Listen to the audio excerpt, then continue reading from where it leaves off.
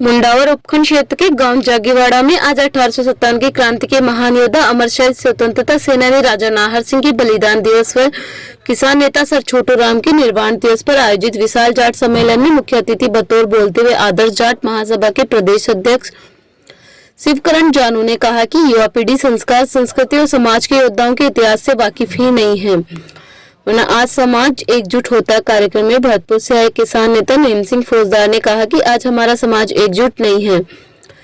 इस पर उन्होंने शायरी के जरिए टिप्पणी की। अपने ते बच के तुम रहियो, बेरी तोरे कहाँ बिगारे, जहाँ मारेगो तो अपने ही मारेंगे, बेरी तेरो कहाँ बिगारे। विभीषण सुग्रीव की कथा सुनी हो गए सहकारो। यह शायरी कहते हुए उन्होंने कहा कि समाज ही एक दूसरे की टांग खींच रहे हैं, जिससे समाज एकजुट नहीं हो पा रहा है और न ही विकास कर पा रहा है। इसी से उन्होंने आपस में टांग खींचने वालों पर टीका टिप्पणी। 4 गुण प्रत्येक नेता में, कार्यकर्ता में आने चाहिए कि उसके पैर में चक्कर, उसके मुंह में शक्कर और दिल में आग, माथे में ठंडक, संगठन बनते चले जाएंगे। हम अपना खान पान भूल गए, पहना भूल गए, भाषा बोली भूल गए। हमारी पहचान थी ताकत से लठ चला ताकत थे, और ताकत वो नहीं खावे पीवे थे। अब तो चाउमीन और पिया बर्गर पिज्जा में खा रहे हैं। देसी घी धर दो, कहो के मुंह में ना जा, 100 ग्राम घी ना बचा रहा कोई पट्ठा। और छोरा ने बॉडी को बना ले तो मैं बाल्टी सिया में उनने खा खा के ने अपनी इन्हें बना रहे, कट बना ली, सब मेरी बॉडी अच्छी है।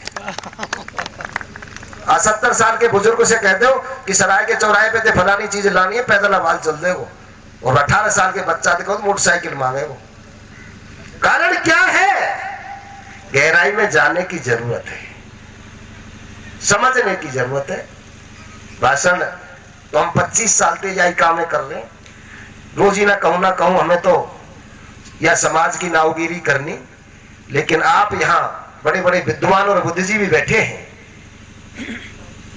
जो हमारा इतिहास है हम सबके लिए बड़ा नुकसानदायक है। हमने देखा हमारे पूर्व वक्ताओं ने ऐसी कोई बात छोड़ी नहीं जो आपको नहीं बताई हो, जो इनके अंदर रही हो, जो इनके अंदर था, आपने सब कुछ बता दिया।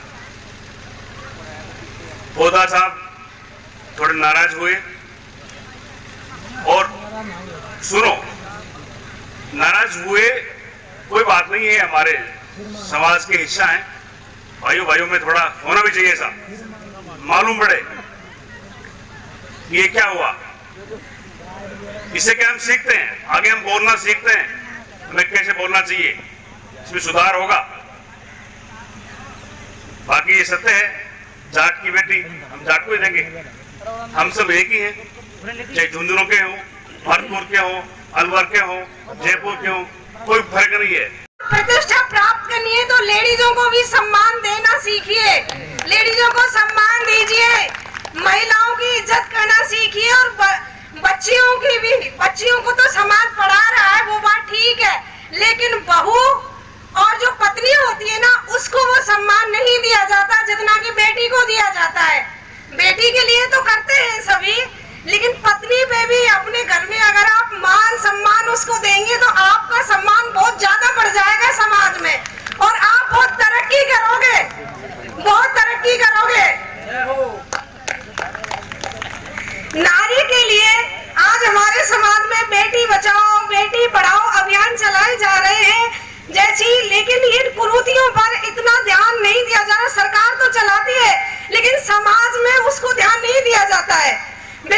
समाज के द्वारा जो हमारी महिलाएं हैं, उनका उत्पीड़न, उनका शिकार, छेड़छाड़ हमेशा किसी भी गली मोहल्ले चौराहे पर ऐसे ही कर दिया जाता है। मतलब कोई महिलाओं को एक सम्मानजनक वो देना चाहिए, दर्जा देना चाहिए। और अगर आप महिलाओं को सम्मान देंगे, उनकी शिक्षा पर, उनकी तरक्की पर ध्यान देंगे, तो आप लोग, हमारा समाज, हमारा परिवार और हमारा राष्ट्र बहुत आगे बढ़ जाए। आज के कार्यक्रम को लेकर के बताइए।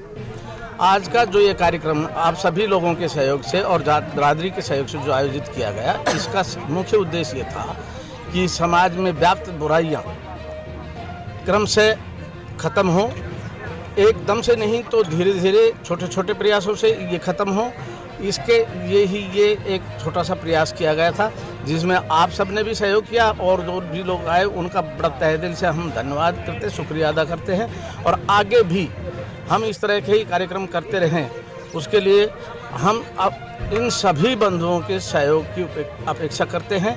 और मैं सबको ही शुभकामनाएं देता हूं। साथ में ही नववर्ष भी अभी चल ही रहा है, तो आने वाली मकर संक्रांति की भी, नववर्ष की भी सबको शुभकामनाएं देते हुए जय हिंद।